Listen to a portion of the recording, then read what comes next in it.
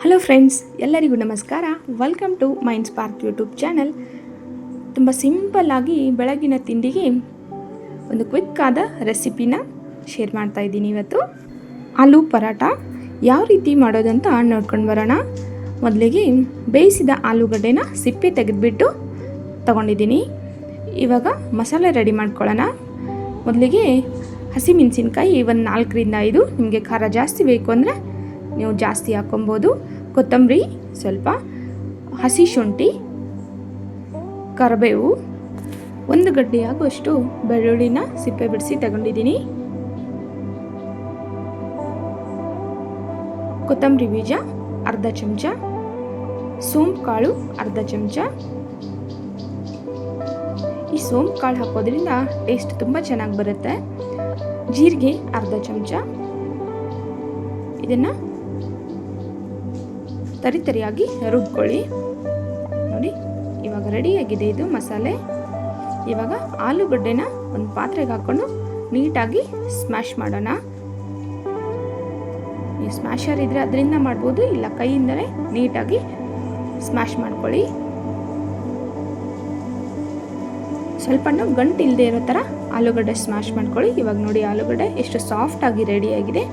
ಇವಾಗ ಇದಕ್ಕೆ ಚಿಕ್ಕದಾಗಿ ಕಟ್ ಮಾಡ್ಕೊಂಡಿರೋ 1 ಈರುಳ್ಳಿ ಸೇರಿಸ್ತಾ ಇದ್ದೀನಿ. ಆವಾಗಲೇ ರುಬ್ಬಿಟ್ಕೊಂಡಿರೋ ಮಸಾಲೆ ಇದೆಯಲ್ಲ, ಮೆಣಸಿನ್ಕಾಯಿ ಅದೆಲ್ಲ, ಅದನ್ನು ಸೇರಿಸ್ಕೊಳ್ಳಿ. ಅರ್ಧ ಚಮಚ ಆಗುವಷ್ಟು ಅರಿಶಿನ ಪುಡಿ, ರುಚಿಗೆ ತಕ್ಕಷ್ಟು ಉಪ್ಪನ್ನು ಸೇರಿಸ್ಕೊಳ್ಳಿ. ಇವಾಗ ನೀಟಾಗಿ ಎಲ್ಲನೂ ಮಿಕ್ಸ್ ಮಾಡ್ಕೊಳ್ಳಿ. ಆದಷ್ಟು ಈರುಳ್ಳಿನ ತುಂಬ ಚಿಕ್ಕದಾಗಿ ಕಟ್ ಮಾಡಿಬಿಟ್ಟು ಸೇರಿಸಬೇಕು.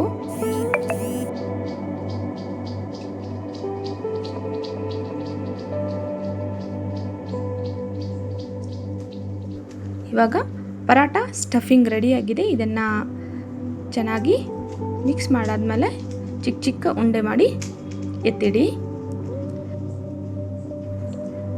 ನೋಡಿ, ಇಷ್ಟು ಉಂಡೆ ಆಗಿದೆ. ಬೆಳಗಿನ ತಿಂಡಿಗೆ ಕ್ವಿಕ್ಕಾಗಿ ಆಲೂ ಪರಾಟನ ಮಾಡ್ಕೊಬೋದು. ಚಪಾತಿಗೆ ಹಿಟ್ಟು ಕಲಿಸ್ತೀವಲ್ಲ, ಅದೇ ಥರ ಗೋಧಿ ಹಿಟ್ಟನ್ನು ಕಲಿಸ್ಬಿಟ್ಟು ಒಂದು ಅರ್ಧ ಗಂಟೆ ನೆನೆ ಇಟ್ಟಿದ್ದೆ. ಇವಾಗ ನೋಡಿ ಎಷ್ಟು ಸಾಫ್ಟ್ ಆಗಿದೆ. ಆದಷ್ಟು ಸಾಫ್ಟಾಗಿ ಹಿಟ್ಟನ್ನು ಕಲಿಸ್ಕೊಳ್ಳಿ.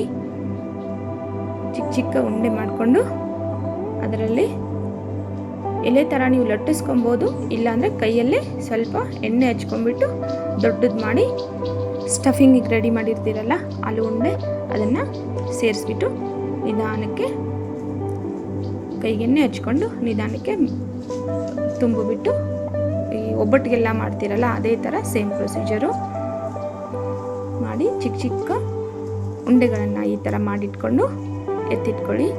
ನೋಡಿ, ಅದೇ ಥರ ಎರಡನೇದು ಮಾಡ್ತಾಯಿದ್ದೀನಿ.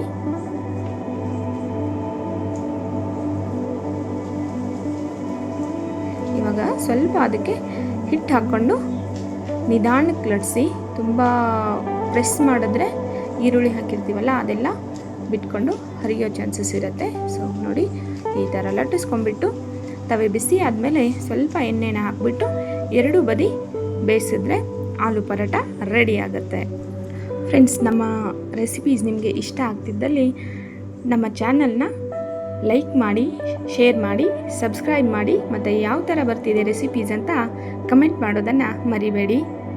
ನೋಡಿ, ಈ ಥರ 2 ಬದಿಗೆ ಎಣ್ಣೆ ಹಾಕಿಬಿಟ್ಟು ನೀಟಾಗಿ ಬೇಯಿಸ್ಕೊಂಡ್ರೆ ಆಲೂ ಪರಾಟ ರೆಡಿ ಆಗುತ್ತೆ. ಈ ಆಲೂ ಪರಾಟ ಜೊತೆಗೆ ನಾನು ಶೇಂಗಾ ಚಟ್ನಿ ಮಾಡಿದ್ದೀನಿ. ನೀವು ಬೇಕಂದರೆ ಕೊಬ್ಬರಿ ಚಟ್ನಿನೂ ಮಾಡ್ಕೊಬೋದು. ಮೊಸರು ಮತ್ತು ಶೇಂಗಾ ಚಟ್ನಿ ಜೊತೆ ಆಲೂ ಪರಾಟ ಸವಿಯಲು ರೆಡಿಯಾಗಿದೆ. ಫ್ರೆಂಡ್ಸ್, ಮತ್ತೆ ಮುಂದಿನ ವೀಡಿಯೋದಲ್ಲಿ ಸಿಗೋಣ. Thank you for watching.